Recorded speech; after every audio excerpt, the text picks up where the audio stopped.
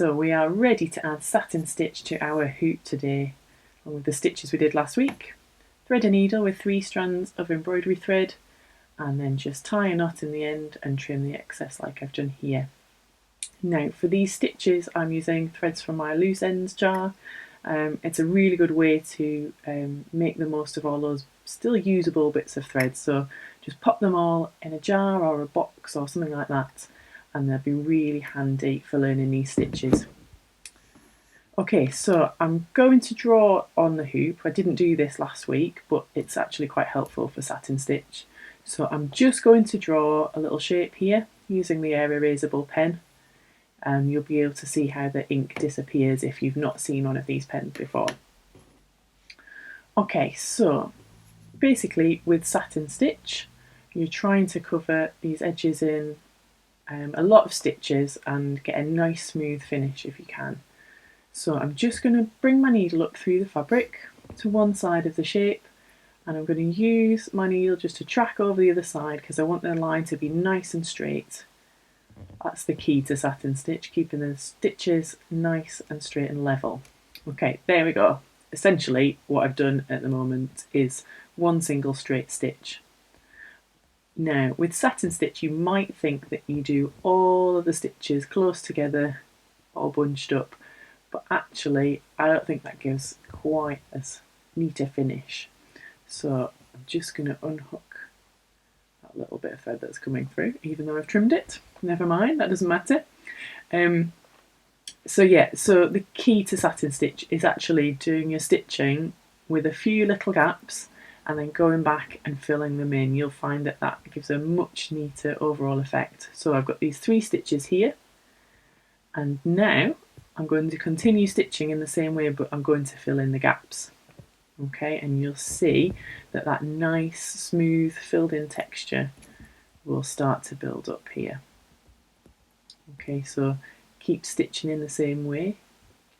So I'm going outside the line, which is rapidly disappearing, and going the other side of the line so that they are actually covered to get that nice, neat finish. I'm just going to put the stitch in at the top of this square here. You'll notice that I didn't actually start at the top. Again, that's another thing that I think you might think that you need to do, start at the top and work down. I actually find you get a neater finish if you start a little way down and then go back. So I'm now going to stitch the bottom of the square. You can just about see the line still. And I'm just going to do it in exactly the same way. So I'm putting those stitches in to mark out the shape, and then I'm going to go back and fill them in. You'll notice that I'm actually doing it in quite small areas. The trick with it, to keeping it neat, is to only kind of do stitches in a small space, fill them in, and then move down. I find that much easier. Okay, so just a few more stitches. As you're doing this, you might notice that you've kind of left a few gaps and you might want to go back and fill them in later. Sometimes, actually, even once I've finished a project that uses satin stitch, I might kind of think, should have put an extra stitch in there. But that is the great thing about it. You can just keep adding to it until you're happy with the coverage. Now, I am getting quite close to the end of my thread. And that's looking quite nice. It's nice and smooth, but it's going to get a bit tricky now. So I'm just going to tie off at the back, try and get that knot really, really close to the fabric like I showed you last week. There we go, and we'll double knot it there. There we go. Right, so let's just trim this and I will thread another needle as quickly as possible. I have lots of this lovely green. This is my favourite green. So even though these are loose ends and they're all mixed up, I know that this is DMC shade 16. It's my absolute favourite. It's in quite a lot of my kits. Okay, so we'll just use a bit of the thread magic again I showed you last week just to help.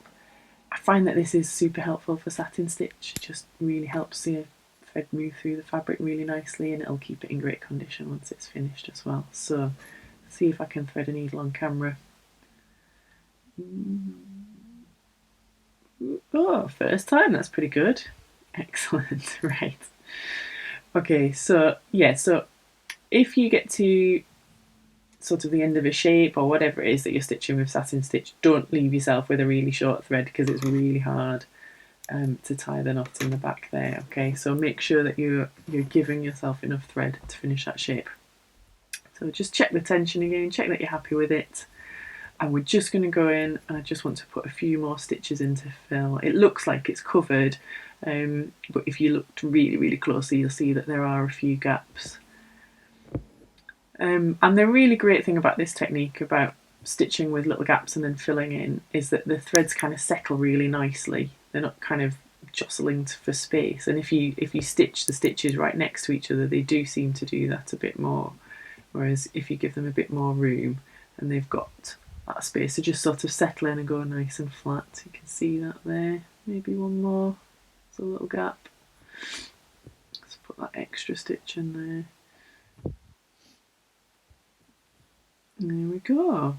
Okay, so again, just tie off at the back, or use another method if you're not a fan of knots, that's fine. There we go, trim off the excess. And that's it, that's our satin stitch.